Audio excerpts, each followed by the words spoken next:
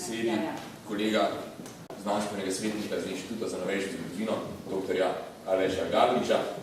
Dr. Gabrič je seveda strokovnjak na vrsti za povojno politično zgodovino, zdaj pa so seveda med osrednji slovenske strokovnjake za zgodovino izobraževanja, šolstva, znanosti. Aleš, prosim.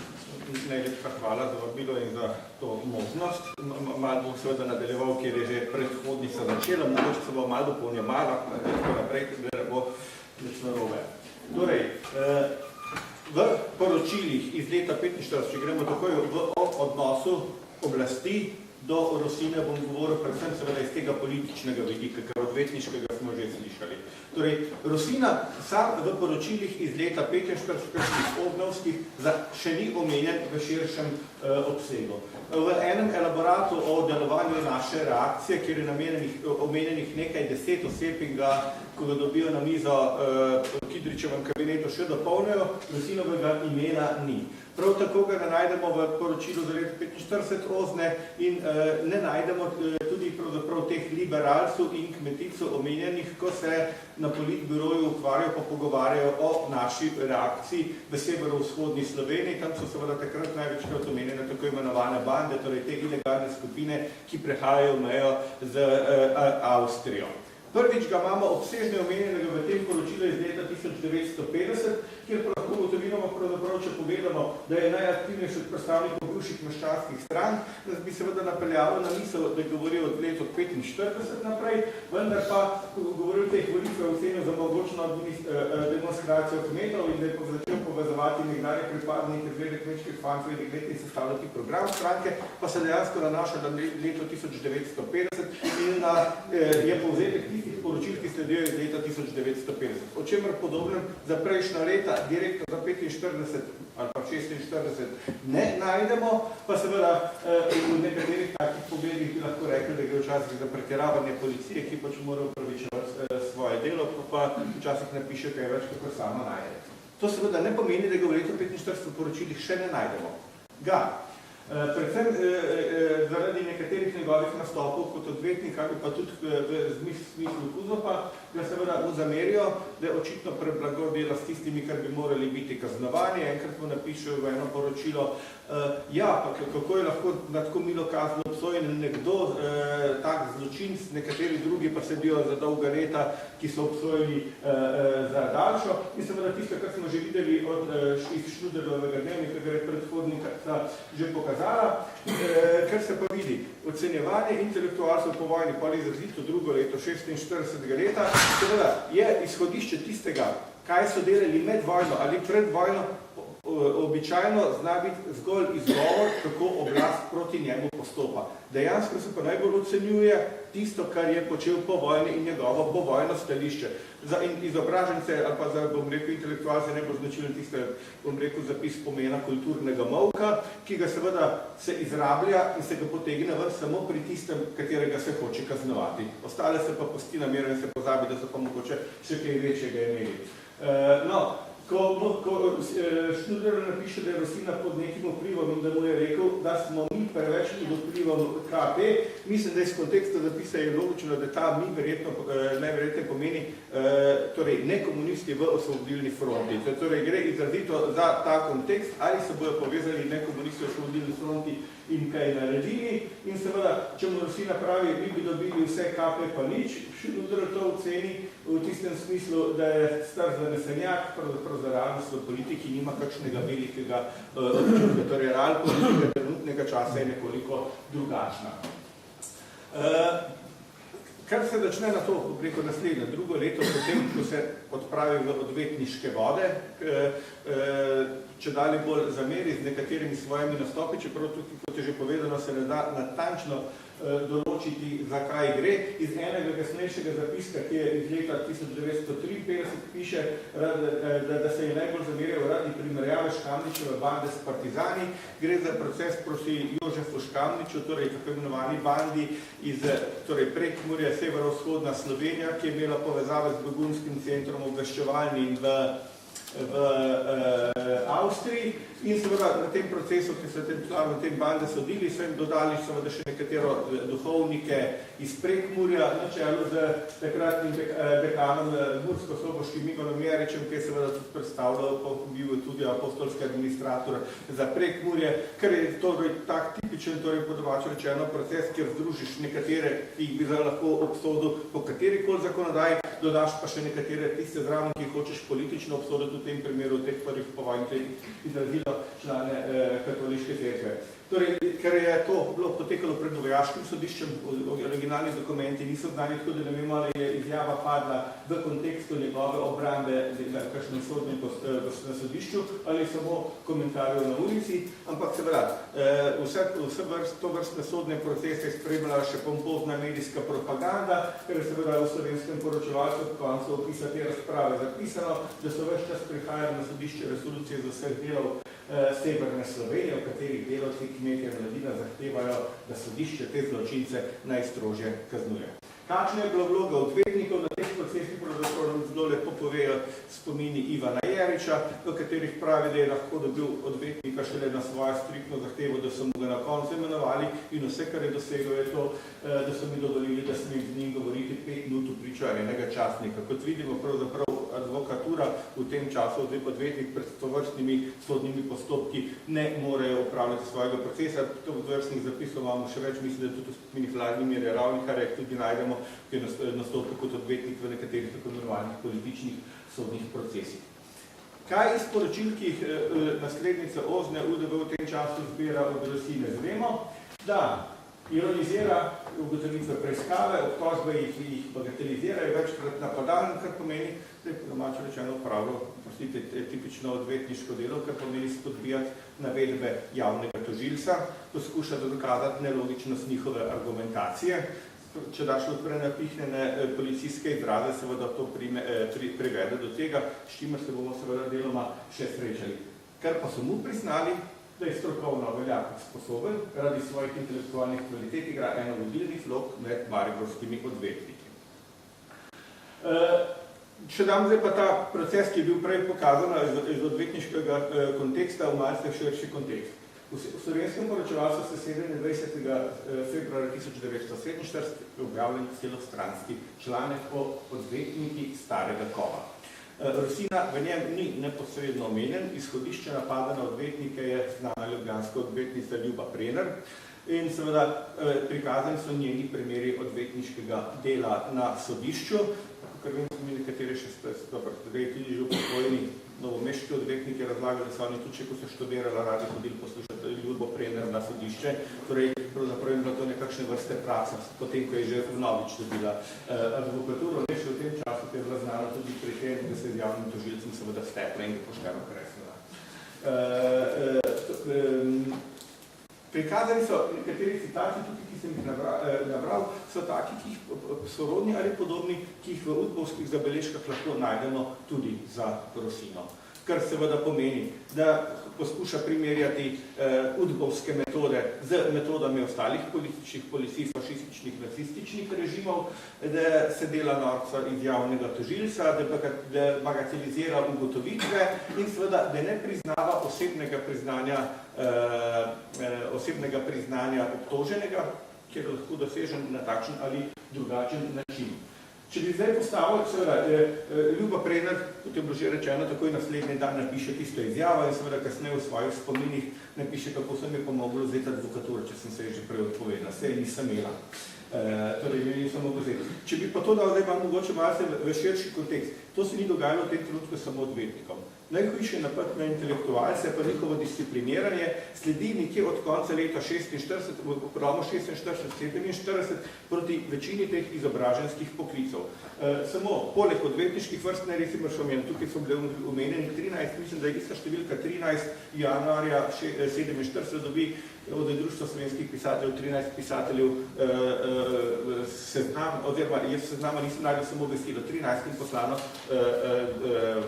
dokument o izključitvi. No, med njimi je... 29, nekaj 13, ja, pa kaj kaj. Tam jih je 13, torej izključenih med njimi tudi Ljuba Prener, tako da je bila hkrati izključena pravzaprav iz dveh koncev in koncev naslednje leto, oziroma postopek 47 že teče, 48 je sprejet zakon, na to še nov zakon o Akademiji znanosti in umetnosti, sta takrat na vlado pride kompletni seznam, na to na vladi v Marinkovem kabinetu sta dve imeni izčrpene dole iz te fakultete, torej Leonid Pitamic, drugi je najbližje fakultete Aleš Ušeničnik. Povsod je pa postopek približno enak, kar pomeni, to se pravniki bi mogoče popravljali, pa ne popravljali, gre se, da se ne gre na reformiranje ustanove, društva, zveze, ampak z novo zakonodajo postaviti nov red in s tistim trenutkom diskontinuitete lahko dosežemo, da je treba članstvo na novo potrjevati. Ne vem, to bo se vedeli. Povsod je tako, da se da nek umestni člen, da je treba na koga še imenovati. V primeru odvetniške zbornice je to tričlanska komisija, ki jo vodi Heli Modis, ki je očitno tako popularen, da imamo iz enega tajnega zapisa v njem, oziroma tistega osmega zapisa v njem, da so v Prekmurju en kmet, da je poslal psa na njega, pa se daral Puciga, torej so ga prepoznali. Pri akademiji je recimo to prezidi skupščine, do tam pride popoln spisek, naprej od tam gre nepopoln spisek. Vzpostavi se še neka komisija, še nek element, ki mora potrditi dosedanjo članstvo. Avtomatizma na tem principu ni. Rosina od advokature naprej, ki seveda redno spremljajo, v julija 1947 sklenijo, da je treba poročati o njihovih političnih debatah, kar pomeni ne samo na ulici, da je treba, če se da pretreti tudi v družinsko okolje in seveda na to se začnejo nabirati bolj in manj verjetne izjave o njegovem delovanju, recimo bolj verjetnimi, ali pa recimo tisto, kjer ga kaže kot kakšnega pronicljivega,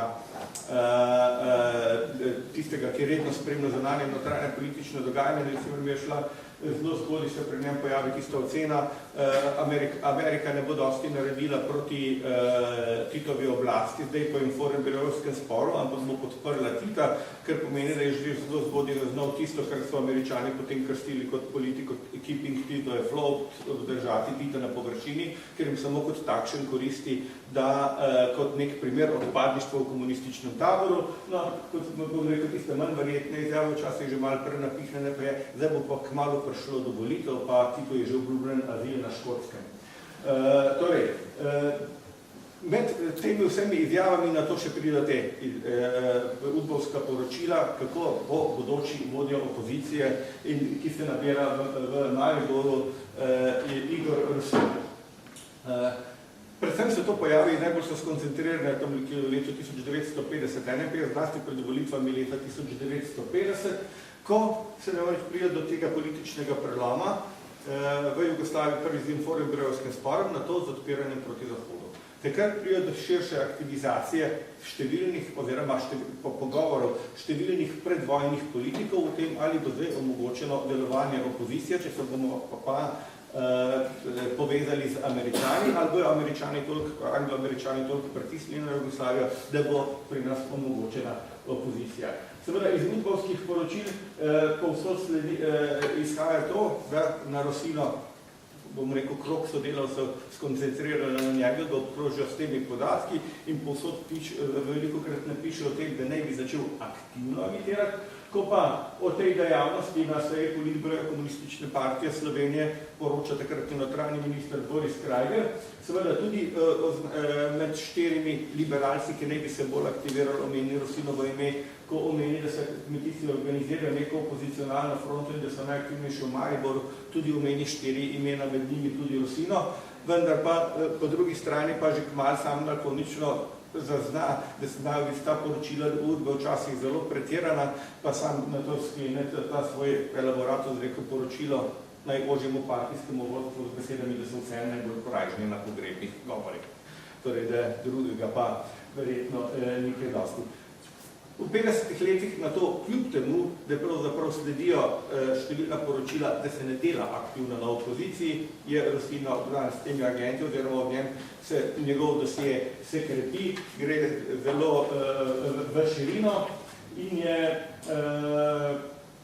seveda povsem logično je, da imajo v njem tiste komentarje na dogodke, ki so bili aktualni politični dogodki, kar pomeni, da vsak intelektualc 52 leta komentiral afero okoli Kocbeka, da je 53, 54 pravzaprav vseh komentiral, kaj se dogaja z Milovanom Džilosom in predvsem v smislu v teh idejah, mislim, da bo na sledeči sogovornik več govoril, ampak samo naj to omenimo, da pravzaprav je na 12 poročil, da takrat kot z Milovanom Džilosom pravzaprav se nič ne zgodi, oziroma ko je pade v anatemo, je od Džilasa afera je za Jugoslavijo približno tisto, kar je za ostali vzhodni evropski komunistični svet, torej ta iluzija, da pade, da bo zahodni svet pomagal razvijanju demokracije v vzhodnem bloku, pade v drugih vzhodnih državah po letu 56, da bomo zdaj imeli, ko imamo 50-letnico mađarskih popolskih dogodkov, ta prelomnica je za Jugoslavijo pravzaprav nekako Džilasova afera.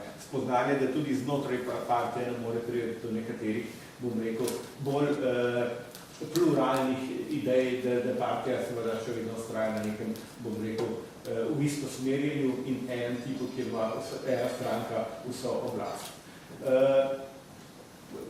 Poročila se vedno nadaljujejo v istem tonu, zato jih ne bi predolgo navajal, ampak bi šli na to, pravzaprav, ko ta generacija predvojnih politikov dejansko izgubi svojo vlogo tudi v očeh Udbe.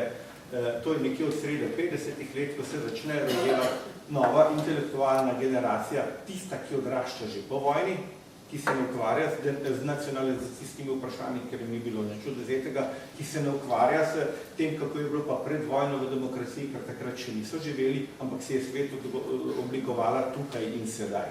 Torej se ukvarja samo še s temi. In nič, verjetno slučajno, da se leta 58 prvič v letnem poročilu Ministrstva za notranje zadeve direktno to pojavi, da pravzaprav nekaj organiziranih oblik sovražne dejavnosti od ostankov meščanskih strank več ni. Problem predstavlja mlajša inteligenca, ki se ne strinja s socialistično ureditvijo pri nas. Tukaj seveda približno to, če računamo v času afere ukinitve revije 57 in procesa proti Jožetu Pučniku. Od takrat so zdaj glavni center tega dela UDV-ja, torej tako imenovanega referata do ostanka meščanskih strank, zdaj preide na mlajšo intelektualno povojno generacijo. Te pa samo še toliko radi reda, da jih spremljamo. In na to že seveda temu sledi ocena o Rosini, da ne beležimo več njegove sovražne dejavnosti in iz leta 64 pač ocena, da ni več naslediti aktivnega delovanja na oživljanju opozicije, torej predlagamo kontrola ni več potrebna in jo izregistriramo. Na to se v njegovem dosjeju pojavi samo še en zapisek po Rankovićevem padcu, takrat ko uredijo njegov dosje, ko je pač tisti, ki je uredil njegov dosje, dodal še seveda samo dodatek zraven, tako je malo preveč bojazljiv, je bil nič drugega se proti njem več ne dela, je pa bil pod kontrolo. Morda še toliko o dosejih. Dosjeji so bili verjetno takrat že bila, predvidevam, že prva faza uničevanja dosjejev že takrat. Tako da recimo, ko sem pisal knjigo Ljubi Predar, dosjeja ni. Najdeš samo v raznih dokumentih. Lahko se pa seveda še marsikaj kaj najde med tistimi klipi, ki so jih zdaj pred kratkim prevzemali, ker recimo, ko sem pa 2 let nazaj pisal o Vitomilu Zupanu, dosjeja ni uradno, koliko pa listaš, 100.000 jih pa prevrtiš, pa najdeš, tako da ko sem vprašal, koliko je tega, so rekli še približno 2 milijona popolne pregledanih dokumentov, da se bo še marsikaj kaj našlo. No in če zaključim v tistem zadnjem njegovem poročilu, o njem je pač napisano, je bil pod kontrolo, žal pa biti pod kontrolo v tej državi ni padlo samo s Rankovićevim padcem, in se ni prenehalo s padcem režima, ki je sprejelo Igorja Rosina. Hvala.